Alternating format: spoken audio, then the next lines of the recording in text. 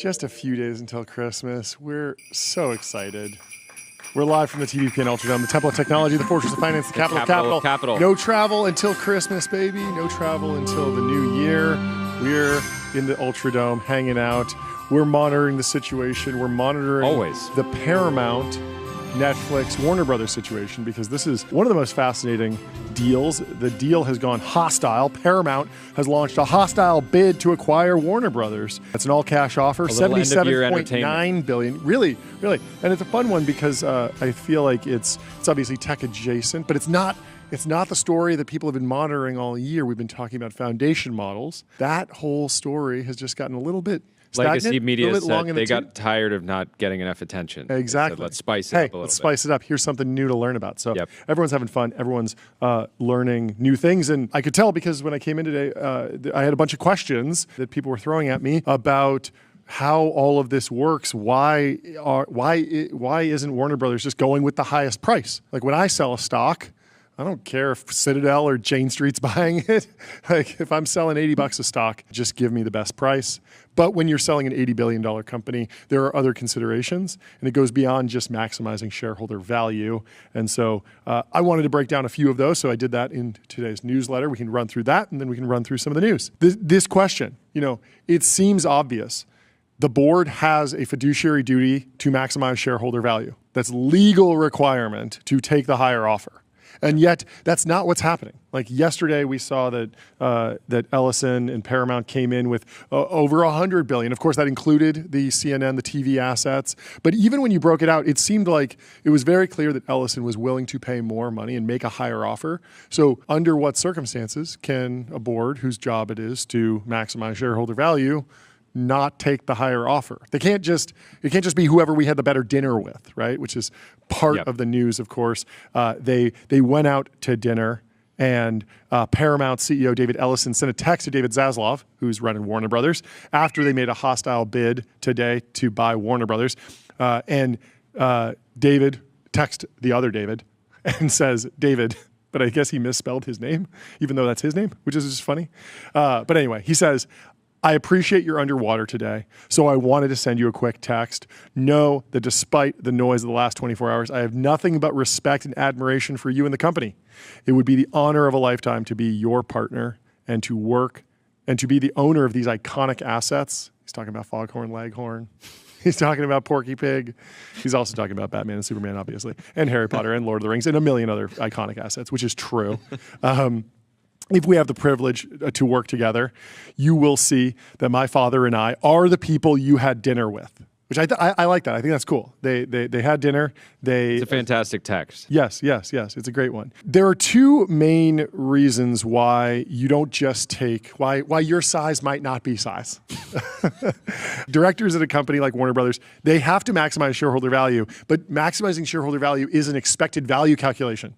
So if you come in with a $100 billion offer, and I think there's a 75% chance that you're going to deliver that, and someone else comes in with an $80 billion offer, and I think there's a 100% chance that they're going to deliver that, well, the expected value of your bid is $75 billion. The expected value of their bid is $80 billion. I go with the $80 billion. Even though it's like a lower headline number, it has a higher expected value. How much of the calculus do you think is just a deal that will actually get done? A deal that doesn't get done could still have value because of a breakup fee. You could, in theory, go into a deal that you know is impossible. And the example that I gave is, what if ByteDance came in and they were like, hey, we're a $400 billion media company. We'd love to own Porky Pig. We'd love to own these iconic assets. Let's pick up Warner Brothers. We'd love to own CNN too. Who knows what we'd put on the TV? We already own TikTok. We already own TikTok. Why not CNN also? Why not Shark Week? But obviously the government would block that. And we have CFIUS, which is an organization in the U.S. government that determines whether or not an international buyer can take an American company because of intellectual property, all sorts of geopolitical considerations. We don't want another country cornering a market on a really key piece of the supply chain, like the Nvidia H200, for example. Then there's also just the FTC. So certain deals, like I gave you the example yesterday, like Disney would be so blocked, I think, that deal doesn't even get kicked around. Like no one even talks about it. And because it would get blocked by the FTC. But it would maximize shareholder value if Disney came and said, yeah, we'll give you a $10 billion breakup fee and we want to try and buy you for $200 billion or $1 trillion or $200 million. Like you would immediately say yes because you just want the breakup fee. But being in this turmoil and being in this limbo and not being able to sign deals with that has an opportunity cost, right? Yeah. And so you might want to back off of that. And so basically you look back at the Figma acquisition. Yep. Adobe paid a $1 billion breakup fee. So that's effectively like non-dilutive financing for Figma. That has a happy ending because they were able to, reaccelerate, get out into the public markets. But there was another situation where they went through a rough patch and actually really needed that capital to get through. There's basically two buckets of risk that I think most deal makers would be considering in this situation. First is financing risk. So will they come through with the money? And what money are they paying with? Because the initial offer, this is the history. There's actually been 6 offers put forward by Paramount. David Ellison is putting on a clinic of just not taking no for an answer. Because all the way back on September 14th, he offered $19 a share, and 60% of that was cash. So 60% cash offer. Then September 30th, 2 weeks later, he comes back, $22 a share, and ups the amount of cash to 66.7%. Zaslav is doing a masterclass in making your opponent negotiate against themselves. 100%. It's actually crazy. And so October 3rd, $23.50 a share, 80% cash. Then November 20th, $25.50 a share, 85% cash. Then finally December 1st, $26.50 per share, 100% cash. December 4th, $30 a share, 100% cash. Now, why does this matter? Well, it's because you get locked into owning the shares of, if 40% of the shares is Paramount, and then while it's closing, the stock trades down, you wind up getting less value. And so the $80 billion today might wind up being $70 billion later. And that doesn't maximize shareholder value. There's also just the question of like, can you actually marshal the cash? Just like if somebody comes to you and you're about to sell your house to them and they say, yeah, I'm definitely going to get a loan for this. Well, that's a financing risk. Maybe they don't. Maybe they back out of the deal. That's why cash offers often times. Exactly. If you can just prove that you have the cash, that makes a difference. And I mean, he's effectively gone and done that because he's teamed up with Jared Kushner reportedly and gone around the world, got a whole bunch of different sovereign funds and just really people, anyone with big deep pockets has kind of, said, yes, I'm down to come along on this ride and put up a bunch of the capital. The capital has been marshaled. It seems like it's ready to go. And then also you have Larry Ellison, who has 3 times as much money, I think, than the whole deal value, something like that, $275 billion to his name. And he's only trying to put together not cash. Assets, not cash. But he should not just, I know they want it, but do not market sell your Oracle position, please. Yeah, but he's like, I'm actually going all cash now. But he's effectively acted as backstop. And so everyone who's come in and said, okay, I guess I'm good for $10 billion of that $80 billion, but only if everyone else is in. Larry Ellison reportedly has come in and said, well, if there's one person in the bunch that backs out of their slug at the last second, I'll jump in and get that. He's not saying he's going to put up the whole 80. He's just saying he's backstopping it. David Ellison feels very, good because he's done what Zaslav wanted him to. He said, hey, they wanted an all-cash offer. I brought them an all-cash offer. I brought them an offer that's higher. And we believe that there's no reason why factor number 2 should come into play. And factor number 2 is regulatory approval. And so there's been this question about, will Netflix get approved? If there was a different buyer, it would have even more regulatory risk. And so you don't want to, even if the price is higher, you don't want to accept a higher price with a lower chance of actual conversion. Bobby thinks NLE Chapa might up his offer to $100K of cash and get back in the mix. In that scenario, at least you know that the $100K cash is real. And it's going to be delivered on the day of close. Maybe in actual cash, too. Probably. I think that was that is funny because that was the joke of that meme, was that he was giving like actual cash. When we're saying cash offer here, of course, we are not talking about physical cash. Is Tyler doing money spread? What does he got? Did Christmas come early for you? So I had a question, though. What makes the Paramount offer like hostile? Is it that it's like reacting to the Netflix offer? Is that the Netflix board, the Warner Brothers board went with Netflix, and they're coming. It's hostile because they're saying, "Screw the board decision. We want to go to the shareholders." Okay, yeah, because it sounded like they had a nice dinner, and the texts were like kind. Yes. Yeah. No, very hostile.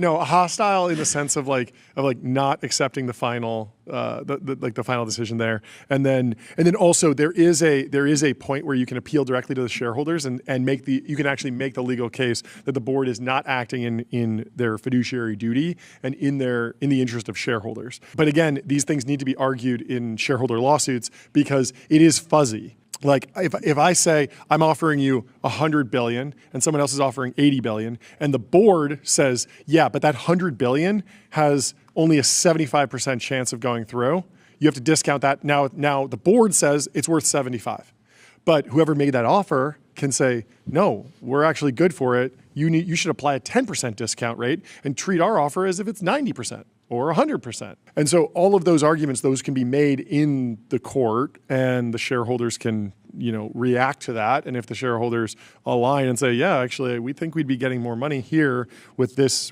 deal, then they can push back against the board at a certain point. But yeah. Friend of the show, high-powered media exec says, Zaslav has been architecting this situation for the last 12 months, sitting pretty, and he's a wily old fox and has what he has been shooting for. 2 heavy hitters fighting over a deal. Don't doubt there will be a couple more turns here with the price, or even another bidder coming in sideways. Which is remarkable because the price is so high already compared to where it was 6 months ago. Zaslav, it really feels like it's coming together that he will be remembered as like an incredible business executive for this deal. Possible deal guy of the year? He's in the conversation. He's definitely in the... Sam looked like he was running away with it over the summer. That's true. Early fall, and he lost ball control. He lost ball control, yeah. There is a wrinkle that people haven't really been considering, which is the fact that Warner Brothers Discovery holds a massive, often underrated vault of masculine cinema. And if this falls into the wrong hands, what is masculine cinema? masculine cinema would be being dudes on film. So they own a bunch of Clint Eastwood films: Dirty Harry, Magnum Force, The Enforcer, Heartbreak Ridge, American Sniper, Letters from Iwo Jima, Unforgiven, Gran Torino. They also own Rambo, the whole Sylvester Stallone, the Cobra Wing, Cobra, Demolition Man, The Specialist, Tango and Cash, Bullet to the Head, Get Carter, the 2000 remake. They also own Mad Max, Lethal Weapons, all of the lethal weapons, The Matrix, Blade, Mortal Kombat, 300, Rush Hour, Pacific Rim, and a number of dad and military shows, Band of Brothers, The Pacific, Generation Kill. There's a whole host. They should release the full DVD set just called Guys Being Dudes. Yes, they also own some Jason Statham properties, the Meg franchise, where Jason Statham fights a big shark. Whoa. Wrath of Man. I guess most of the Guy Ritchie films are actually with Lionsgate or MGM, but and I think this could be a big political hot button of what happens to the Rambo franchises, the Hollywood hunks. No one's talking about the Hollywood hunks. Everyone's focused on the Looney Tunes characters. But if the Hollywood hunks fall into the wrong hands, it could be it could swing our entire culture potentially. You're hiding inordinate amounts of Middle Eastern funding sources in your takeover bid, are you not? Says Boring Business, and not hiding it. It's out in the open. Like this is like the playbook for these big deals. It's double that of the amount of equity that the Allisons are putting in around. Yeah, I mean, I think everyone assumes that there'd be a lot of Middle Eastern funding in this. That has become the standard funding instrument these days. Like EA Games, we just followed that story a little bit. That was obviously it's like 93% Saudi money, and that is part of the modern deal-making playbook these days. A lot of venture funds have raised money over there. A lot of the big AI companies have raised money over there. Like that seems like a foregone conclusion. If you need money, you go where the money is. Why do bank robbers rob banks? Because that's where the money is. Right? Trump says that the United States will allow Nvidia H200 chip sales to China and get a 25% cut. This is a pretty big change. I mean, we were talking about not selling. I mean, I guess it's not Blackwell, right? It's Hopper. So we're still a generation behind. But was this? It was like a pretty nerfed chip before. We're getting less nerfed. We seem to be moving in a more thumbs up direction. More let's actually get the chips over to China. At the same time, AI is fake, so it doesn't matter, right? That's the take. the pro-China take is that it's like SAS. It's SAS, or it's not. It's not like this nuclear bomb that's going to destroy everyone. So it's harder. It's getting harder to make the Manhattan Project argument. And it feels impossible to make the argument that we're going to get them addicted to the U.S. AI supply chain, and they'll never develop their own capabilities, and so we want them. Oh, I disagree with that. I think that argument actually holds. That argument holds for sure. I mean, I totally disagree. Okay. I think China's smart enough to know they don't want to be dependent on any foreign country to produce any. Yes, but I still think there's enough of like a market force within China that if we flood the market with cheap Nvidia chips, it'll just be expensive for them to keep propping up their local industry, even if they are aware of it, even if they know that they have to. It's a cost, and it's something that a lot of AI researchers over there will just say, you know what, it's so much easier. The Nvidia ecosystem is so great. I'm just going to stick with that. I'm a little bit skeptical that there's no advantage to selling Nvidia chips there. I've become more receptive to that argument, particularly, even though you have not. Tyler, what were you going to say about this? Yeah, I was just going to say, I mean, we kind of joke about this, but it is kind of crazy the extent to which you can basically bake down all like AI policy questions to like if you are AGI pilled. Yeah, because like totally. if you're Dario, I mean, you shouldn't be giving stuff to China. Well, you also shouldn't. Like if you are AGI pilled, you should be thinking about safety, all these things. Like we had Keith Raboy on. Yeah. He doesn't seem super AGI pilled. He's also like, oh, safety's a hoax, et cetera, stuff like this. Well, let's read through this Wall Street Journal article on the details of the new Nvidia deal. Notable that this seems to have been completely priced in already, because Nvidia is actually down half a point today. Yes, it's been such a dramatic story all year, and yet it's always felt like a complete footnote in the overall financial performance of Nvidia. They're growing so fast that, I don't know how many, we're going to get into figuring out how many H200s they sell, but they would need to sell a lot to actually move the needle on this behemoth of a business, what is the world's largest company in the world. President Trump said he would let Nvidia export its H200 chip to China and that the U.S. would receive a 25% cut, his latest bid to make money for the government in an unusual agreement with a private company. I have informed President Xi Jinping of China that the United States will allow Nvidia to ship H200 products to approved customers in China and other countries under conditions that allow for strong national security.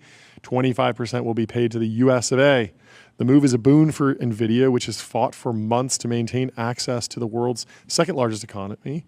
The company had agreed earlier this year to give the U.S. 15% of China's sales from a lower performing chip, only for the Chinese to scuttle those plans as part of continuing trade talks between the two sides.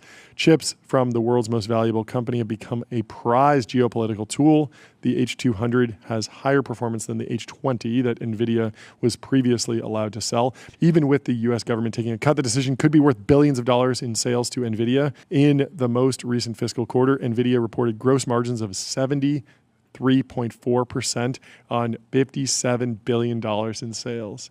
That is crazy. They can totally afford 25% for the big guy. Yeah, right around that time too. Lutnick was on CNBC, Yep.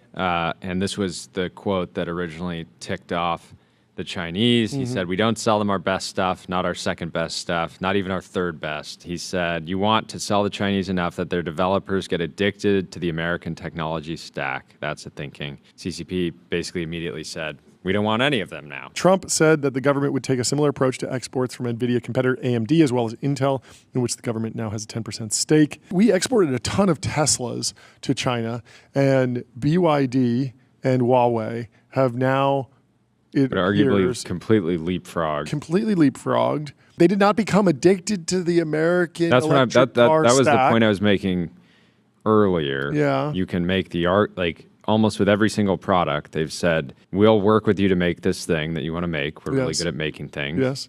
And then they ultimately just make a better version of said product and make it for cheaper. And in the case of cars, right now we're obviously not allowing these cars to be imported into the U.S. They can simultaneously say, we're happy to keep making you these things. We're also going to compete with you directly. Yeah. You don't allow Tesla to export the amazing Model S or Model 3. Does that slow down BYD's development of their car or? My understanding is they were able to basically get a paid education making Teslas, and they were able to leverage that into making. But that's about making the car there. Nvidia has a Shanghai. But that's research. That's not made there. That's not made there. It's very different when you're saying, okay, we're gonna go and produce this product there, and like you are gonna get educated there. And I think it's different, but you remember we've gone through this before. China's like 5-year plans to create a domestic chip industry. They've been doing 5-year plans for 60 years. I know. They're building, that's what I'm saying, and I would argue that it's working. They're not caught up, but they're certainly made, massive amount of progress. They've made more progress than any other country on earth. I think if you want to think about like getting the Chinese addicted to our chips, it's like how addictive are the chips? Yeah. Because if you can make a comparison between like you have the Nvidia chips and then you have the Chinese or like TPU, right? Because the TPU is like in some ways it's harder to use. The open source is not as good. Yep. But if it's just more economical, like if the actual hardware is just like a little bit cheaper, then it doesn't really matter how worse the software is. People will eventually move to it. So it's like I don't think there is actually that much like soft power in the kind of general open source stuff like that.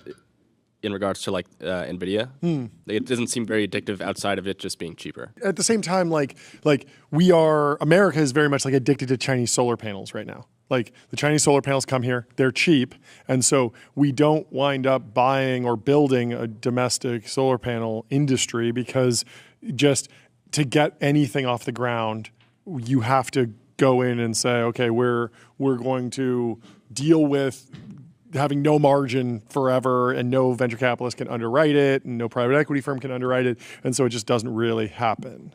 It's pretty far out. Gavin knew we needed a new narrative. Yep. He said after the fateful BG2 episode ended the AI trade, we needed a new trade, and now we're getting the space data center trade. Okay, let's hear the space data center. I think the most important thing that's going to happen in the world in the next 3 to 4 years is data centers in space.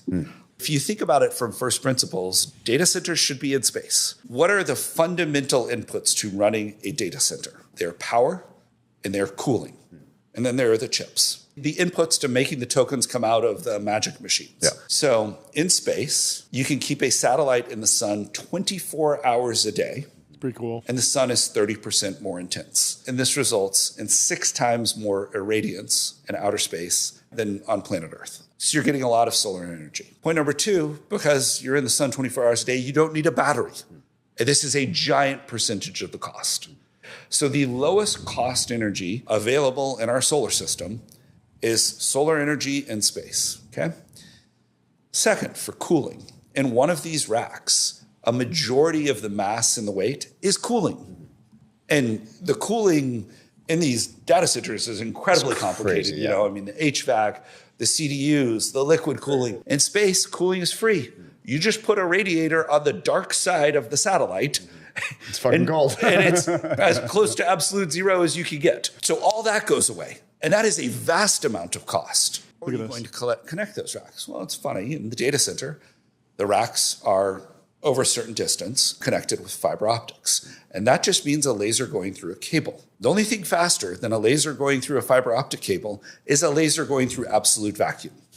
So if you can link these satellites in space together using lasers, you actually have a faster and more coherent network than in a data center on Earth, okay? The user experience. When I asked Grok about you and it gave the nice answer. This is crazy though. They've done a podcast together 5 times. Why is he asking Grok about Patrick? I was like, what is going on? I would like to know how much SpaceX exposure Gavin has. You just put a radiator on the dark side of the satellite. Thermal engineers in absolute shambles right now. Yeah, people are not. I don't know. People are so split. Casey Hammer says, to be fair, this is a big satellite. You need basically a lot of mass in order to dissipate enough heat. There's some massive news from Gulfstream Aerospace. The G400 introduces next-gen Gulfstream tech to its class. How has Mark Burns not been on the show yet? Here we go. Clearly don't have a no render policy over here. They're render maxing. You think they're just not at? You think they could just be adding special effects? What do you mean? This is the most rendered video I've ever seen. This looks like it was rendered. Okay, but here he is. 2010. You think this is real though? Bring Gulfstream performance standards this is to on the a green large screen. cabin class. Damn. Fulfilling our customers' needs for a product line. I knew it was too good to be true. Look at and this. enhance every journey. You're like, this is real. This is what it looks like. With Gulfstream's signature combination of range, speed, and cabin comfort, the G400 will provide unrivaled efficiency. Thanks to the combination of the advanced Pratt & This is Whitney going to be a 800 hot series Christmas gift engine this year. and the Absolutely. Gulfstream People have been designed wondering. clean wing I think this will and be efficient wing top of. This will be under the tree for a lot of people. Mark Benioff says LLMs are the new disk drives, commodity infrastructure you hot swap for whoever's cheapest plus best. The fantasy that the model is the moat just expired. Mark Benioff having fun on the timeline. I love that he's having fun. I love that he's taking shots. Don't they have an AI lab, to be clear? They were working on Einstein for a while, but I think that they are very much happy to be a wrapper, happy to be a buyer of LLMs at this point. Everyone that knows anything knows this. OpenAI is the next Netscape, doomed and hemorrhaging cash. Microsoft is still trying to keep it afloat while keeping it off balance sheet and sucking out the IP. So why do they keep getting funded? The whole industry needs a $500 billion IPO. ASAP. This post would go super hard if you don't understand the Microsoft OpenAI relationship. The dynamics of the competition here feels like there will still be a lot of value, even if it is somewhat commodity infrastructure. It's like, you know what else is commodity infrastructure? AWS, GCP, Azure. You get a server with some hard disk on it. Like, that is commodity, and yet they all have 30% margins. Yeah, it's interesting too. I mean, Burry has positioned himself of just hating any company that's overheated. ChatGPT having close to 1 billion weekly actives, and ultimately, even if they just compete in search, right? At least it's a multi-trillion-dollar opportunity. Whether or not they fully execute against that is another thing. A hedge fund was ordered to pay a bonus to a trader who made 97% of its revenues.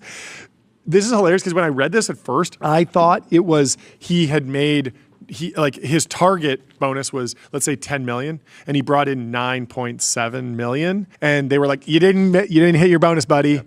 You don't get the bonus at all. So, and I was like, oh, that sucks, but like that's kind of the deal. That kind of makes sense, but. Evolution Capital Management has to pay him because so a hedge fund that was sued by a trader for refusing to pay a performance-related bonus, despite him making 97% of its revenue, has been ordered to pay him $5.4 million plus interest by the High Court in London. When I read the headline of the story, I expected it to not be in the mid-7 figures. What'd you expect? I mean, 8 figures? I was hoping at least 8. Yeah, hoping at least 8. He's not getting a G400 off of this. Robert Gagliardi sued his former employer, Evolution Capital Management, in London, alleging that it acted in bad faith by denying him a $7.5 million discretionary bonus after he had generated more than $60 million for the firm. Wow. There's some harsh words here. Gagliardi, a block trading specialist, alleged that he was told in early 2021 that a return of $10 million over the rest of the year would be an excellent result. When Gagliardi asked the fund's founder, Michael Lurch, for the payout in 2022, he responded, "I'm not going to pay you the bonus. F you, sue me." So Gagliardi did. Yeah. And he won. Saudi Arabia is loosening alcohol rules, letting non-Muslim foreign residents earning over $13,000 you can buy alcohol. This is such a galaxy-brained idea. It could only come from a mind totally disconnected from normal material reality. It is interesting. Imagine being like, hey, if you want to do, drugs, if you want to consume alcohol, that's fine, but you have to be putting up numbers. Cannabis should be like $10 million a year on your W-2. I was about to say, but you know what happens then? Everyone in America, you turn 17, 18, 19, you're not 21 yet, you get a fake ID to try and buy some booze, you're going to need a fake W-2 as well. You're going to need to fake your income statement. Your fake W-2 to the corner liquor store, just being, and then just like looking through every line. In Saudi Arabia. So you're in Saudi Arabia, and let's say you're making $1,000 a year USD, or you're making 10,000 reals. You need to go and set up a circular contract where you're a 17-year-old, somebody else is 17. I pay you 10,000, you pay me 10,000, and then we get a couple of times. Exactly, we do that a couple of times. Then we're earning enough to go buy alcohol. We can go get drunk together. That is crazy. That is truly crazy. Galaxy brained. Nazari says they got their hands on some North Korean cigarettes. They did? They got them in a DPRK state-owned restaurant from a waitress who was from Pyongyang. Basically impossible to find any background info on them online. They taste and look 100%. But I like the packaging. The packaging goes pretty hard. It feels very... But I can't support it because I don't support North Korea. Thank you for being with us today, folks. We love you dearly, and we will see you tomorrow. We hope you have a fantastic evening. Goodbye. Cheers.